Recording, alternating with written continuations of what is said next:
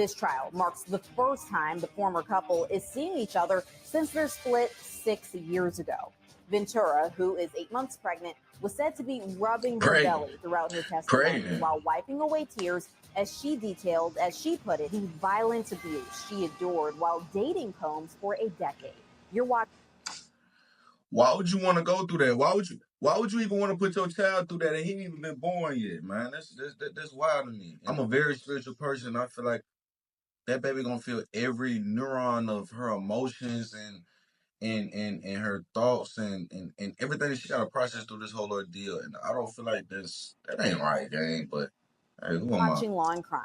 I'm your host. Ventura testified that she participated in these freak-off sex parties because she feared Combs and wanted to make him happy, but felt disgusting and worthless because she didn't want to do it. She told the jury that.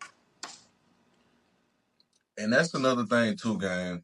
I understand how real and traumatic this shit can be. I don't want to speak too crazy on it because I know it could be a very sensitive topic for a lot of people. Because a lot of people have really dealt with domestic violence in a real way.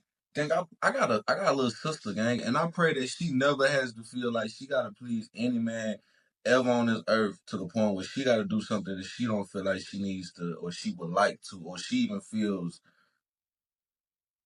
is herself doing. Any female in my family, anybody in my circle, any woman in my circle, female in my circle, I pray they never had to feel that feeling where they had to go to that extreme limit to please a man. Gang, it's not that deep. And I understand they saying she wanted to make him happy or woo woo woo, but I honestly feel like she wanted to further her career. Yeah, she probably wanted to please him, but please him in the reward of furthering her career, maybe, and more so in a sense. But again, who am I?